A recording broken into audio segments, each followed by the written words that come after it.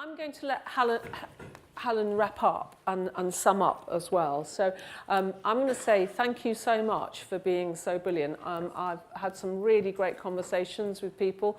If you want to continue the conversations with me, or again start one, I'm at Maggie Philbin on Twitter.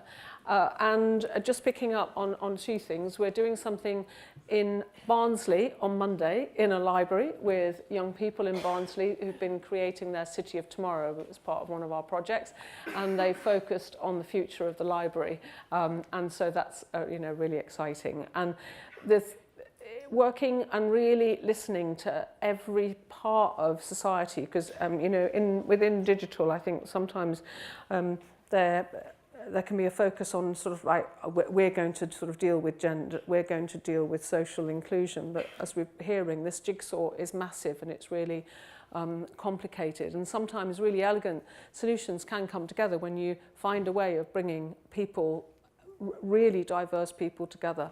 I learned so much last week with a group of young people. We had some able-bodied teenagers, some teenagers with disabilities and some teenagers with learning difficulties, brainstorming ideas with TfL for how to make London transport better for them. And obviously we're looking at digital solutions, and some of those ideas were amazing. And we're incentivising those young people to develop digital skills, but TfL were blown away, and they took 3 ideas forward into their 5-year plan.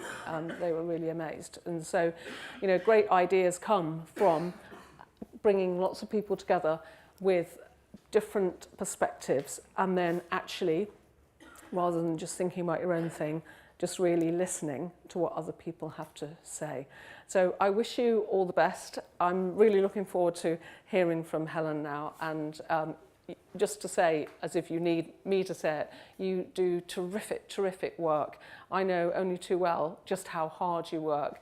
Please carry on doing it. Thank you very much indeed. Thank you.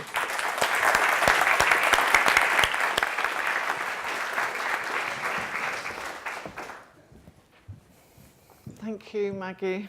It's brilliant. So I called this presentation Rising to the Challenge. I'm sure you've all been inspired today, as I have, but I'm really just a practical girl at heart, and it always makes me wonder, so what are we going to do about it? Yeah? So what are we going to do about it? And although this is about, my 10 minutes to talk to you, it's also about saying, what else can we do? So that's the theme of my presentation, really. So hopefully you've all seen this. Yeah, so it's another Digital Evolution conference. There's another infographic. So just to picking up on the how do you smoke out the hard to reach, the 10% of people in this year's infographic, it shows that 10% of those people who are not online have no intention of going on the internet. So actually their first point of call is say, I'm not going to do it. I don't want to do it. I can't do it. And we've heard a lot today about how the world is mobile, the future is mobile. I'm sure we've all been sitting there tweeting. In fact, we made it trend this morning. But down here you can see that actually, although the world is mobile, there are very few people who are only using mobile technology. So for us to say that only mobile technology, it's a device that complements others.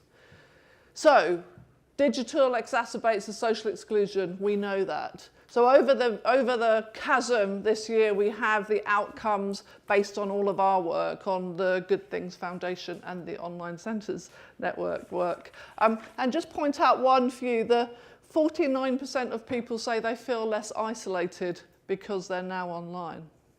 So when we begin to talk about how there's all these collective social issues that we're tackling when we're working with people who are digitally excluded, actually thinking about how we can measure and how we do measure those outcomes is really important. So,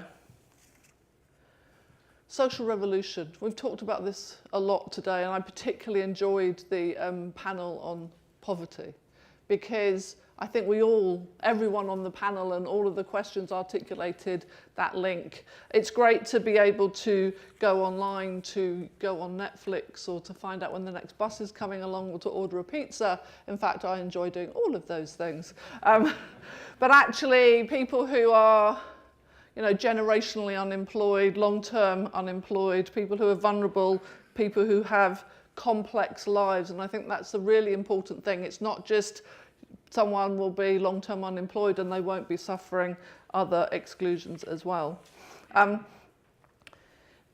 Loneliness is more damaging to your health than smoking 5 cigarettes a day. Loneliness is the equivalent and has the same cost to the National Health Service of smoking 15 cigarettes a day. And we have masses of money and masses of campaigns helping people to give up smoking, but we don't invest anything like that to help people to not be lonely anymore. Rachel asked who's seen I, Daniel Blake? There wasn't very many of you, was there? Okay, so for those who haven't, you've now got a treat. I'm now going to show you the trailer because I think it really, really shows what we're talking about here.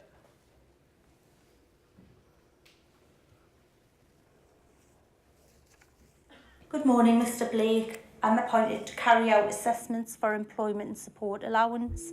Can you walk more than 50 metres? Yes. Can you raise either arm as if to put something in your top pocket? Yes. Can I ask you a question? Are you medically qualified? I've had a major heart attack. I've been told by my doctor I'm not supposed to go back to work yet. I'm afraid you must continue to look for work, or your benefit payments will be frozen. There must be some mistake. If you've been deemed fit for work, your only option is job seekers allowance. Well, I want to appeal. You have to apply online, sir. I was a carpenter. I've never been anywhere near a computer. So you need to run the mouse up the screen. No. Not now. No, not like that. I'm just going round in circles. I'm going to have to ask you to explain to you a situation and you don't care. I've got about 12 quid in my purse. Do you know what? You've created a scene, all right? Jesus What am I Christ! supposed to do? Who's first in this queue? I am. Do you mind if this young lass signs on first? No, you carry on. This isn't your concern. I want you to get out as well. It's a monumental farce, isn't it? Looking for non-existent jobs. And all it does is humiliate me. You've done nothing to be ashamed of. You're alone with 2 kids. You've done amazing. I've seen it before.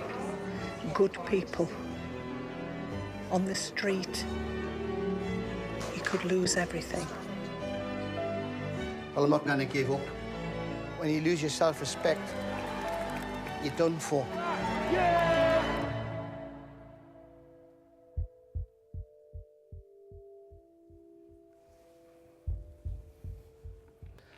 So it's a very important film.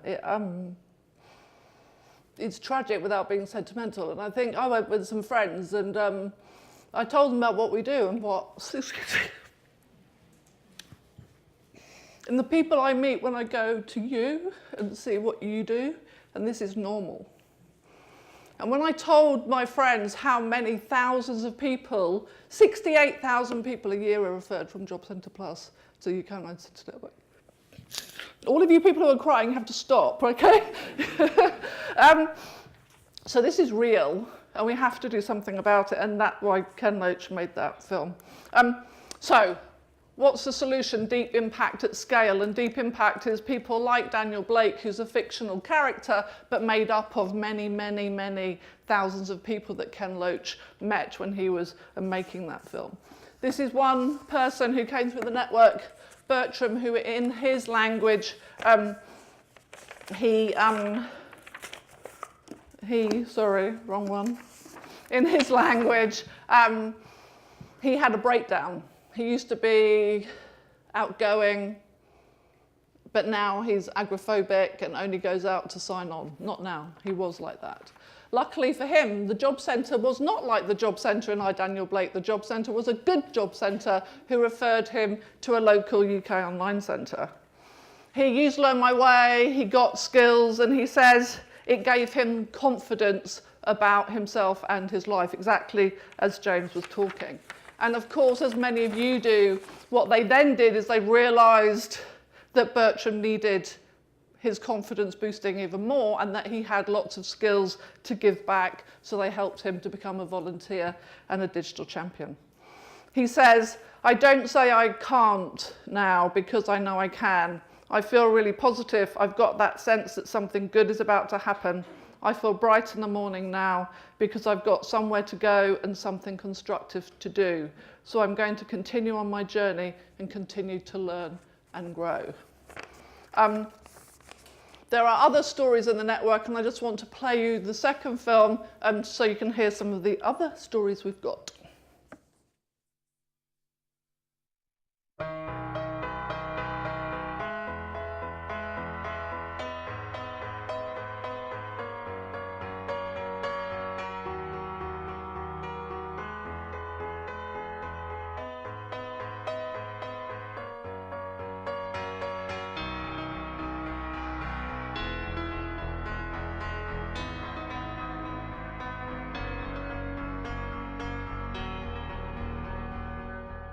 Been out of work for about 3 years. I'd applied for thousands of jobs and heard back from literally about 20. My confidence was pretty low. I got referred from the job centre and they sent me up here at the Edlington Hilltop Centre in Doncaster to get my CV looked at and to do a bit of job searching, and that became a placement. And I've been here ever since. My confidence has gone back up to how it used to be before I lost my previous job and before the wilderness years, as I call them. This place has just built me back up, which is kind of what we do, and it does mean a lot. English करो એટલે પછી મારા બચ્ચાનું કોલેજમાં જઈને બોલવું હોય તો બોલી શકું. મેં જ્યારથી કુકિંગ લર્નિંગ આવી ત્યારથી મને ઘણો ફાયદો થયો. મેં શોપમાં જાઉં, કોલેજ પર જાઉં તો મને બધું સારું જ લાગે છે. મારાથી થઈ શકે છે. બધા મેમ્બર બેન લોકો બહુ સારા છે. એ લોકો સાથે વાતચીત કરવું સારું લાગે. એ લોકો સાથે ઇંગ્લિશમાં થોડું બોલવું સારું લાગે. બોલી શકાય. કોન્ફિડન્સ આવ્યો કે બહાર કેવી રીતે બોલવાનું, કેવી રીતે બધા લોકો સાથે જોઈન્ટ કરવાનું. Thank you very much. I'm Arthur Mills and I'm retired. I'm Sue Evans, I'm Arthur's daughter and I've just moved to Cornwall. We're in touch all the time. All the time, we send text messages to each other. WhatsApp messages? On WhatsApp, yeah. About what we're watching on the telly, the football, whatever. Yes, and then perhaps once, twice a week maybe, Sue and I Skype. I don't know if I would have made these sort of moves that far away so easily if I thought that I couldn't be in touch with Dad like this, you know.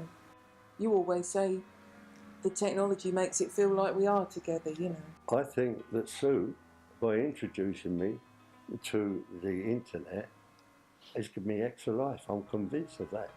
I don't think I would be around now if I didn't have that. It's my life now. I can tell when I speak to Dad whether he's been online and, you know, got interested and engaged in it, or whether he hasn't. You know, because he sort of responds to the... It definitely makes a big difference, yes. I think the start of my homelessness began after the tragic loss of my brother. And I think that's when I started using drugs. I really was lost in a new environment that became more chaotic. Rough sleeping, sofa surfing, the training, the IT, discovering new online and just running with it. It was the support that made me feel encouraged that yes, I can actually recover from this in a wholesome way. Actually applied for the role formally as a volunteer, teaching the same online skills that I use to get my foot on that ladder of learning, leading towards me coming into my new role, which is a job coach. Marrying all those elements creates a better person, a well person.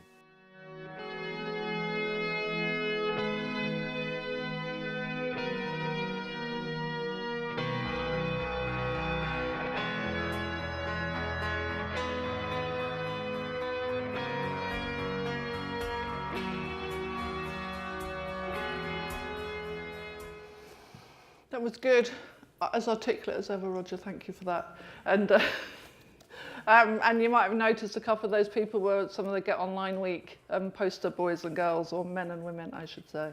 So it's about deep impact, so all those individual stories at scale. Those of you who know me know I like a good metaphor, so I wondered how many people on a London bus do we help? So we help 3,571 busfuls of people every year. It's pretty amazing. And when we look at our 2 million, that's 28,571 buses. If I was slightly more time, I would work out how far those buses would take us. So how do we do it? So it's new for us to call ourselves a social and digital inclusion charity, but that's very much exactly where we are. And I hope that you do know about the range of different things that we do. So it's about piecing together with communities and local government, English My Ways, which they're focused on community integration. Money My Way, Money Advice Service, and the Lloyd's financial inclusion courses on Learn My Way is around financial literacy. NHS Digital, the Widening Digital Participation Programme, Reboot. This is all about working with you, working in that hyperlocal level, piecing together the different bits of policy, persuading people that digital is relevant to all of that policy, and then creating programs, initiatives, and digital tools. So a simple model. Helping you to put digital inclusion into what you do, and having digital underpinning that. We've talked about Learn My Way. This is really important. I think it's really important for us when we talk to policymakers, funders, partners, is to make sure that it's not just about skills, it's about digital as a foundation for wider resilience. It's about helping people build that self-efficacy to go out in the world and to take those opportunities and to be more successful. So what are we going to do next? We were national, and now we're local and international. Responding to the devolution, working with more local authorities. We'd like to work with more local authorities. And international, we heard from our partner in Sydney this morning, from Sicily. We also have a pilot. We had a pilot in the Philippines, and we're now talking to partners in Kenya because they want a piece of what we've been doing too. So last year, I said, let's not have a digital evolution, let's have a revolution. And this year I'm saying, don't get angry, get organised. So just a couple of ideas before I wrap up. So Learn My Way is now mobile optimised, so what else can you do? Can you do more and different outreach? I know that the old Learn My Way restricted you with that on tablets, but could you give your learners homework? Could they practice that course on how to apply for jobs online on their mobile phone on the way home? Partnership is absolutely the name of the game, using the map to find local partners, but also recommend new partners to us. And now that you've heard from us so clearly today that we are a social and digital inclusion charity, are there other things that you're doing that we're not doing that we could help you with? Maybe not tomorrow, but if you've got an idea, or if there's something that you do that we could build on, and we could try and find other partners within the network to create that kind of momentum, please do tell me and tell us about it. So, partnership. I love the French clock. Maggie mentioned this morning, we're all cogs inside a clock. Some of us are bigger than others, but we can't do it without one another. I'm not sure after Brexit we're allowed to have a French clock, but anyway. But look how many wonderful partners there are on that map. And of course, using the map to look at that local level to find those people who are partners near you. I like to think of Good Things Foundation as the glue that pulls it all together. The glue that can go to some of those big funders and say, look how important this is. But also the glue that means I get to go to the DWP Select Committee and tell them that sanctions are real. And that they then make recommendations to do something about that. So we want to help to tackle some of those deep, deep social issues in our communities, and I think we need a social revolution to do that. Thank you very much.